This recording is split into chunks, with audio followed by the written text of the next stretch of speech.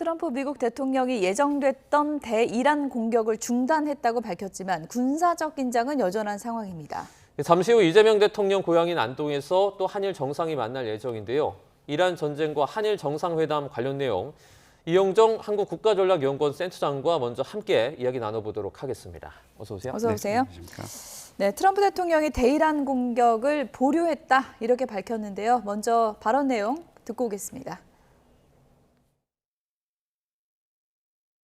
Well, other countries have come to me and they've said we were getting ready to do a very major attack tomorrow. I've put it off for a little while, hopefully maybe forever, but possibly for a little while, because we've had very big discussions with Iran, and we'll see what they amount to. I was asked by Saudi Arabia, Qatar, UAE, and some others if we could put it off for 2 or 3 days, a short period of time, because they think that they are getting very close to making a deal. And if we can do that where there's no nuclear weapon going into the hands of Iran, I think, and if they're satisfied, we will be probably satisfied also. 네, 공습을 하려고 했는데 주변에서 말려서 안 했다. 진짜 하려고 했을까요? 아니면 말렸다는 핑계로 안 한 걸까요? 어떻게 보십니까? 그러니까 아마 트럼프의 이 발표를 들으시면서 다들 의아했던 게 공격할 계획이 있었다고? 네. 그거 우리는 금시초문인데 이런 느낌을 받으셨을 겁니다. 네. 19일 날 공격할 계획이 있었다. 이렇게 트럼프 대통령이 얘기를 했으니까 이게 뭐 공시된 바가 없죠. 그렇죠. 댄 케인 합참의장이나 브래드 쿠퍼한테 뭐 이렇게 보고를 받고 공격을 그럼 19일 날 하자 이렇게 했을 가능성이 물론 있을 수는 있죠. 그렇군요. 그렇지만 지금까지 분위기라든가 이런 거 보면 그런 게 전혀 없었던 이런 상황이고 보면 19일 공격이라는 부분은 아마 트럼프 대통령의 머릿속에 있던 구상이 아닐까 이렇게 볼 수 있고요. 표면적으로 내세운 거는 뭐 카타르라든가 사우디, 그다음에 아랍에미레이트가 전화가 와가지고 만류를 했다. 나는 그 지도자들, 그 세 국가의 지도자를 상당히 존경하고 이러니까 그 말을 들어서 2, 3일 정도 연기하기로 했다. 이렇게 얘기를 했습니다. 트럼프 대통령이 뭐 늘 우리가 트럼프 대통령 기세 등등 하다가 갑자기 결정적 순간에 빠지는 타코, 그 치킨 아웃 한다는 그 겁쟁이로 이제 놀리는 그런 거라고 이렇게 보는 시각도 있는데요. 이번의 경우에는 아마 그 공격을 재개하기가 상당히 부담스러웠을 것 같습니다. 중국, 미중 정상회담을 하고 돌아왔지만 사실 마땅히 어떤 소득이 없었고 또 전쟁을 재개할 만한 명분이라든가 이런 게 지금 축적된 게 없지 않습니까? 그런데 이제 장기화 국면 속에서 어떤 이게 좀 상당히 좀 피로한 느낌을 갖고 있고요. 국제사회도 뭐 많이 좀 실망을 하고 비난을 하고 있지만 미국 국민들이 이 전쟁 자체가 이제 재미없는 전쟁이 돼버린 거예요. 뭐 재미있는 전쟁이 그럼 있느냐 이렇게 말씀하실 수도 있는데 미국은 사실 보면 그동안에 많은 전쟁을 해왔지 않습니까? 그때마다 명분이 있었습니다. 테러와의 전쟁은 9.11 테러로 미국인들 2,700명을 죽게 한 오사마 빈라덴을 추적한다. 이래서 9년, 10년간이나 그 전쟁을 할 수 있는 동력이 있었습니다.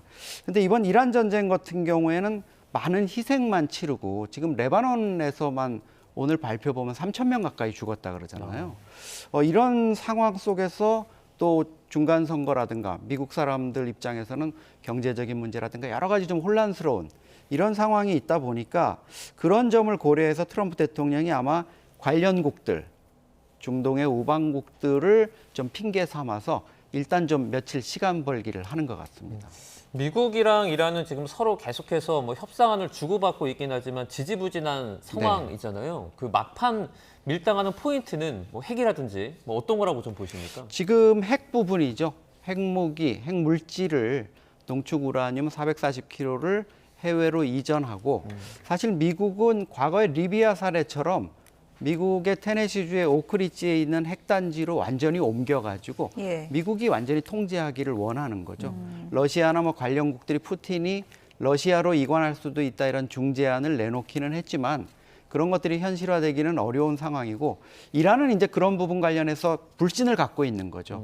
핵 협상을 하는 와중에도 이란을 공습해가지고 알리 하메네이가 죽고 이런 참사가 벌어졌는데 우리가 어떻게 믿겠느냐 하고 지금 응하지 않겠다는 거고 트럼프 대통령이 이제 주목되는 거는 20년 정도 핵물질 농축을 유예하는 거라면 받아들일 수 있다 이렇게 얘기를 했지 않습니까? 그런데 아마 이번에 이란이 제시한 종전안에 그 부분이 트럼프의 생각에 좀 흡족하지 않은 수준으로 담겼기 때문에 트럼프가 좀 실망한 게 아니냐 이런 생각이 듭니다. 예. 어쨌든 트럼프 미국 대통령도 핵무기가 없으면 나도 만족한다라고 했습니다. 그러니까 이란에 핵무기만 없으면 이란도 만족한다면 우리 역시 만족할 것. 네. 그래서 찾을 수 있는 것이 제3국으로의 반출 얘기가 계속 나오고 있잖아요. 네. 그 시나리오로 타협점을 찾을 가능성이 높은 건가요?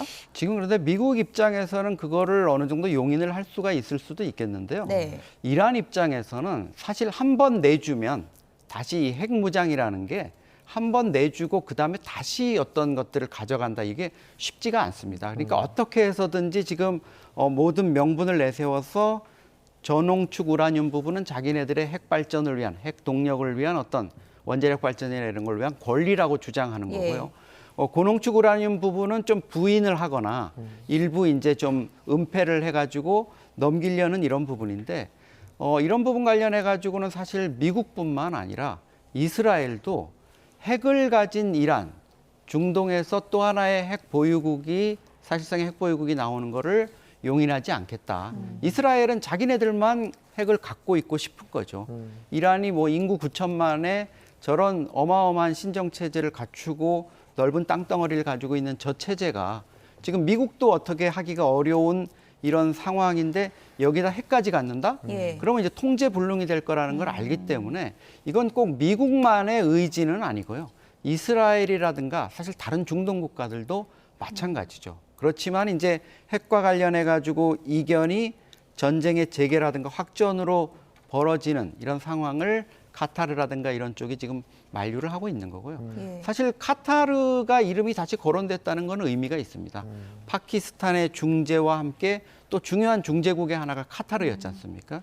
그래서 아마 이게 트럼프 대통령도 뭔가 일말의 기대를 하는 것 같은데 이 세 국가가 공격 보류 요청으로 번 시간을 활용해서 이란 설득에도 나설 수 있을 것 같은데 예.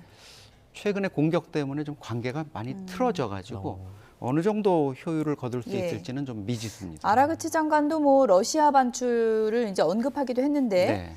또 마침 푸틴 대통령이 또 중국에 가고 네. 이런 움직임을 보면 그런 쪽으로 좀 합의가 모아질 가능성도 높다 이런 분석은 있는 것 같아요. 그러니까 미중 정상이 이제 푸틴이 오늘 가가지고 내일 예. 그 러시아하고 중국이 정상회담을 하게 됩니다. 그 자리에서 양측이 지금 가장 논의하는 거는 사실 이란 전쟁의 주요 의제는 아니라고 또 얘기를 하죠. 예. 이게 미중 정상회담과는 관계없이 중국과 러시아 사이의 문제를 논의하는 거다. 이렇게 얘기를 하고 있지만 벌써부터 미국에 대한 견제, 어떤 이런 부분을 분명히 하고 있습니다. 그러니까 루블화하고 위안화로만 결제할 수 있는 달러가 기축통화가 되는 이런 그 상황들 점점 굳어지는 상황에서 어떻게 해서든지 벗어나려고 하는 이런 부분을 얘기를 하고 있거든요. 예. 그렇지만 아마 트럼프 대통령이 시진핑 만나서 얘기했던 부분을 가지고 시진핑도 틀림없이 푸틴하고 이란 전쟁 문제를 얘기를 안 할 수가 없을 겁니다. 그래서 두 사람이 핵 문제와 관련해 가지고 어떤 결론을 낼지 요거는 이제 내일 회담을 좀 지켜봐야 될 것 같습니다. 이런 상황에서 주목할 만한 외신 보도도 좀 있었는데요. 로이터에서 그러니까 미국이 국제 원자력 기구 사찰을 조건으로 이란이 평화적인 목적의 핵 활동을 유지하는 그러니까 뭐 한 3%대 네. 농축의 그런 발전을 목표로 하는 핵 활동을 유지하는 안을 뭐 수용할 수도 있다 이런 유연성을 보였다라고 했는데 이 정도 가능성은 얼마나 보세요? 아니 저는 그 미국이 국제 원자력 기구의 컨트롤 박스 안에 이란이 들어온다 그러면 그거는 오케이 할 것 같아요. IAEA 국제 원자력 기구 또 핵 확산 금지적 NPT 체제 내에 들어온다는 거는 핵을 무기화하지 않는 그 범위 내에서 사용하겠다는 거거든요. 사실 이란도 지금 이런 상황이라면 사실 문제 해결은 간단합니다. 이란이 지금 핵무기를 가지려고 그러니까 이런 문제가 생긴 거잖아요. 근데 우리 대한민국도 보면은 우리가 굳이 핵무기를 가지려 하지 않아도 얼마든지 세계 수준의 원전 수출국이 될 수 있고 또 원전을 이용해 가지고 동력 에너지를 많이 해결을 하고 있고 이런 원전 선진국, 핵 선진국이 될 수 있거든요. 이란은 사실 그 명분이 없는 게 지금 자기들의 어떤 무기 체계라든가 핵무장을 위해 가지고 하면서 마치 북한이 옛날에 그랬던 것처럼 예. 국제사회를 기만하고 은폐하고 NPT를 탈퇴하고 IAEA의 감시망에서 자꾸 벗어나가지고 우라늄을 농축하고 핵무기, 무기급 플루토늄이나 우라늄을 갖는 쪽으로 가려고 하기 때문에 미국을 비롯한 또 이스라엘이 특히 적극적으로 나서고 국제사회가 지금 좀 문제 삼고 있는 게 아닌가 이런 생각이 듭니다. 네. 자, 저 조금 전에 들어온 속보를 저희가 하나 좀 전해드리려고 하는데요. 네, 지금 이제 뭐 다카이치 총리가 대구 공항에 도착을 한 것으로 전해지고 있습니다. 자, 지금 뭐 지난 1월에 이제 나라현에서 회담을 했었고요. 다카이치 총리가 뭐 숙소에서 직접 이재명 대통령을 영접하기도 했었는데요. 아무래도 이에 대한 답례 성격으로 이재명 대통령도 이 호텔 앞에서 총리를 맞이할 것으로 보입니다. 네, 오늘 스튜디오에 이원덕 국민대 동아시아 국제학부 교수도 나오셨는데요. 어서 오세요. 네, 안녕하십니까. 지금 다카이치 총리가 대구 공항에 도착을 했고요. 이제 도착하면은 잠시 뒤에 이제 저희가 보여드릴 수 있을 것 같은데 네. 한일 간에 이제 어떻게 보면은 이제 고향 셔틀 외교라고 할 수 있잖아요. 어떤 의미가 있을까요? 예, 한일 간의 정상 간에는 이제 셔틀 외교를 하는 관행이 있습니다만은 아마 그 상호 고향을 방문하는 일은 아마 이번이 처음이 아닌가 하는 예. 생각이 듭니다. 아무래도 이 정상회담은 개인적으로 보면 이제 친분을 두텁게 하고 우애를 돈독하게 하는 그런 의미가 있다고 보는데 무엇보다도 그 자기의 고향에 손님을 초대해서 대화를 친밀하게 나누고 여러 가지 또 의전을 하는 것을 통해서 정상 간의 신뢰를 더욱 깊게 할 수 있는 좋은 기회가 된다고 보고 이번 그런 의미에서 이 안동에서의 한일 정상회담은 각별한 의미가 있는 것 같습니다. 네, 자, 다카이치 일본 총리가 이제 1박 2일 일정으로 방한을 하게 된 건데 구체적인 어떤 좀 일정들은 좀 나와 있는 게 있나요? 예, 어제 발표한 내용을 보니까 이제 호텔에서 안동에 있는 호텔에서 직접 대통령께서 나오셔서 다카이치 총리를 맞고 그 다음에 이제 소인수 회담 그리고 확대 정상회담을 거쳐서 공동 언론 발표를 진행한다고 하고요. 이어서 이제 하회마을로 이동을 해가지고 만찬 행사를 하고 또 우리 전통 공연을 함께 관람하고 하는 그런 일련의 행사들이 지금 계획돼 있는 걸로 보고 있습니다. 네. 공동 언론 발표에 어떤 내용이 담길지 이제 상당히 궁금한데 지금 뭐 중동 문제도 한일 간에 이제 같이 또 풀어봐야 될 해법이 또 있기 때문에 이 내용도 담기지 않을까 그런 분석들이 많더라고요. 아마 그렇다고 생각합니다. 아직 정확한 지금 내용은 발표가 되지 않았는데 지금 한일 정상이 만난다고 하면은 적어도 지금 한국과 일본에게 가장 심각한 문제로 여겨지는 이슈에 대해서 아마 토의를 할 수 있다고 보는데 지금 한일 입장에서 보면은 가장 중요한 안건은 중동에서의 전쟁 이후에 이제 공급망의 문제라고 생각합니다. 호르무즈 해협을 어떻게 하면은 안전하게 항해할 수 있는가의 문제와 더불어서 석유나 석유 관련 자원을 중동 지역이 아닌 어떤 대체 수입선이 있는가에 대한 논의도 함께 이루어질 것으로 보고 더불어서 아까 좀 전에 미중 정상회담 얘기가 있었습니다마는 지난주에 있었던 미중 정상회담에서 나온 내용도 아마 한일 정상이 그 정보를 공유하고 또 입장을 조율하는 그런 대화가 있을 것으로 보입니다. 이영종 센터장님, 네. 뭐 한일 두 나라 공통적으로 이제 중동의 원유 의존도가 높기 때문에 오늘 이 문제 반드시 얘기할 것 같은데요. 어떤 공조 방안이 좀 있을까요? 그렇죠. 이제 한일 정상이 사실 트럼프 대통령하고 다 각자 이제 통화를 하고 소통을 했지 않습니까? 그래서 아마 양측 다 트럼프 대통령이 시진핑 주석하고 나눈 이야기들에 대한 공유를 하고 있을 겁니다. 그 정보를 바탕으로 해서 가장 먼저 이제 할 수 있는 것들이 호르무즈 해협에서의 항행 자유라는 부분일 겁니다. 그게 아마 한일 간의 의견 일치가 볼 수 있는, 의견이 접근될 수 있는 아주 원론적인 얘기 아닙니까? 그래서 지금 그 호르무즈 해협에 갇혀 있는 선박들, 특히 한일 선적의 선박들과 선원들을 답변에 올 수 있는 이런 부분에 양측이 좀 협력할 수 있는 방안들 이런 것들이 논의가 될 것 같고요. 그다음에 트럼프 대통령이 계속 우리 한국과 일본에 대해서 이렇게 희망을 해왔지만 한국과 일본이 호르무즈 항행 그 연합에 참여하는 부분들 이런 부분도 이제는 논의가 될 수밖에 없을 겁니다. 나무 사태라든가 예. 또 일본도 그동안에 아마 다카이치 총리가 개인적인 어떤 외교 역량이라든가 이런 걸 통해 가지고 몇 척의 일본 선박이 호르무즈 해협을 빠져나오는 이런 게 있었지만 그것만 가지고는 근본적인 문제 해결이 되지 않기 때문에 아마 미국이라든가 아니면 영국과 프랑스가 또 추진하는 항행 자유 협약 이런 부분들이 또 있기 때문에 예. 거기에 이제 동참하는 방식으로 물론 아직까지 뭐 병력이나 또 군함을 파견한다든가 이런 것들은 쉽지 않을 것 같습니다. 그렇지만 다른 방식으로 그 한일이 협력하는 방법 이런 것들을 통해서 좀 접근을 할 수 있는 그런 여지가 있습니다. 네, 한일 간에 좀 어떤 얘기가 좀 많이 오갈지 그런 게 좀 궁금한데 사실 어제 정부가 조세 탕광 관련해 가지고 그 유해 신원 확인을 위한 DNA 감정에 착수하겠다 이런 계획을 밝히기도 했거든요. 근데 이곳이 이제 우리 강제 징용됐던 우리나라 어떤 그 사람들의 어떤 유해도 있을 수 있다라는 얘기가 계속 나오기 때문에 이에 대한 어떻게 보면 민감한 얘기일 수도 있는데 이런 얘기가 나올 수도 있을까요? 네, 그렇습니다. 최근 그 한일 정상이 만나면 과거사 문제가 의제에서 사라진 게 아니냐라고 하는 비판도 있습니다만은 자세히 살펴보면 그렇지는 않은 것 같고요. 이 지금 조세 탕광의 그 유해의 DNA 감식 문제는 사실은 올 1월에 있었던 나라현에서 있었던 한일 정상회담의 의제가 되기도 했습니다. 그래서 그 조세 탕광이라고 하는 건 이제 수몰된 탕광이기 때문에 거기에 약 한 200개의 유해들이 있다고 하는데 그 워낙 오래된 그 유해이기 때문에 그 유해에서 DNA를 감식해서 이게 누구의 유해인지를 그 확정하는 일은 간단치 않은 일입니다. 그래서 한일 양 정부가 당국자들이 협의를 해가지고 이 문제에 착수하기로 했는데 아마 이번 그 정상이 만나게 되면은 나라현에서 약속했던 그 내용이 얼마나 잘 진행되어 왔는지를 점검하는 그리고 앞으로 향후에 또 이 문제와 관련해서 협력할 수 있는 방안이 논의될 것으로 보입니다. 네.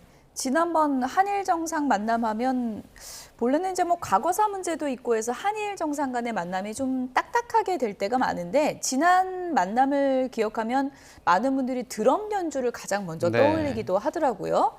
이번에도 고향에서 만나기 때문에 물론 뭐 중요한 의제도 논의를 하겠지만 네. 그런 좀 기억에 남을 만한 뭐 한일 정상 간의 그런 케미를 보여줄 수 있는 그런 장면도 좀 연출될 수 있겠죠. 그렇죠. 일단 뭐 안동하면 하회마을이니까요. 네. 하회마을을 방문해서 거기에서 몇 가지 이제 이벤트가 있습니다. 이재명 대통령이 준비한 선물 가운데도 사실 그 안동 하회탈이 있더라고요. 예. 하회탈을 이제 저는 뭐 하회탈 하나 이렇게 큰 거를 선물하는 이런 건 줄 알았더니 우리 왜 경주라든가 안동 가면은 그 기념품 있지 않습니까? 탈 이렇게 여러 개 해가지고 저희가 저건 이제 사진을 좀 예, 준비해봤습니다. 9개를 이제 이렇게 저 탈을 9개를 이렇게 나란히 해서 예. 만든 그런 탈도 준비가 되어 있고요. 예. 뭐 백자라든가 여러 가지 그 기념품들이 준비되어 있다고 합니다. 아무래도 이제 이게 분위기가 점점 부드러워질 수밖에 없는 게 그 다카이치 총리의 어떤 개인적인 좀 퍼스널리티 또 외교에서 이렇게 격식보다도 친근한 이런 접근을 먼저 우선시하는 이런 게 좀 한일 관계에서도 과거사 부분에 대한 어떤 그런 부담 이런 것들을 좀 누그러뜨리는 그런 게 있는 것 같아요. 트럼프 대통령 만났을 때도 막 내려서 포옹을 이렇게 뭐 했었잖아요. 그거 예. 좀 깜짝 놀랬죠 많은 사람들이 이렇게 뭐 허그하듯이 이렇게 예. 하면서 트럼프 대통령을 어떤 마음을 확 녹여버리는 예. 이런 것들도 있었는데 이번에도 이제 다카이 총리가 아마 그런 부분들에서 상당히 유연한 모습들을 보일 거고. 이재명 대통령도 사실 실용 외교 측면에서 일본에 지금 접근을 하고 있잖아요. 네네. 그런 점에서 이 셔틀 외교의 복원을 완전히 알리는 이런 자리가 될 것 같습니다. 안동이다 보니까 이제 뭐 찜닭이 나오지 않을까 이런 예상들도 있었는데 만찬에 그 안동 찜닭의 원형인 전게아가 준비된다는데 전게아는 어떤 겁니까? 뭐 제가 전문가가 아니라서 잘은 모르겠지만 저는 그 지금 우리 이영정 선생님께서 얘기해 주셨지만 이 정상이 만나서 하는 행위 하나하나가 굉장히 외교적인 의미가 있다고 보는데 어떤 의미에서는 정상이 만나서 대화하는 내용의 문제보다 오히려 의전이라고 할까요? 이런 부분이 더 중시되는 측면이 있다고 생각합니다.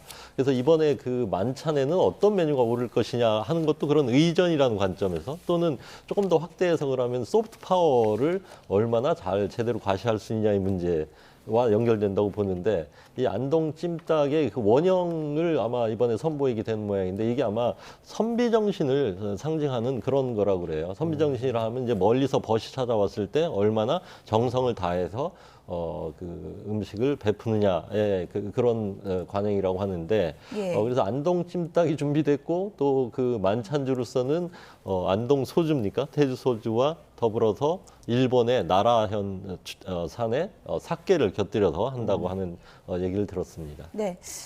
끝으로 간략하게요. 아무래도 이제 셔틀 외교가 이제 가동되기 시작한 거고, 이제 이재명 정부에서 또 이제 한일 관계가 어떻게 나아가야 될지도 이제 과제 아니겠습니까? 간략하게 어떤 부분이 좀 중요할지 짚어주시죠. 지금 아마 양 정부가 처한 상황을 놓고 보면은 저는 이렇게 표현합니다. 미중 양강 갈등 구도 속에서 한일이 동시에 끼인 그 상황에 놓여 있다. 그래서 양자 간에 있어서의 전략적인 이익과 이해를 공유하는 부분이 좀 가장 큰 타이밍이라고 생각합니다. 네. 그런 차원에서 이번 정상회담은 양국 간의 전략적 이익과 이해를 분명히 하고 그 공유를 확인하는 그런 내용이 될 것으로 보여집니다. 다카치 총리가 조금 전에 이제 도착했다는 속보는 저희가 이제 전해드렸고요. 잠시 뒤에 이제 이재명 대통령과 만나서 회담을 할 것으로 보입니다. 저희가 이어지는 뉴스에서도 계속해서 현장 상황 전해드리도록 하겠습니다. 이영종 센터장님 그리고 이원도 교수님 감사합니다. 고맙습니다. 감사합니다.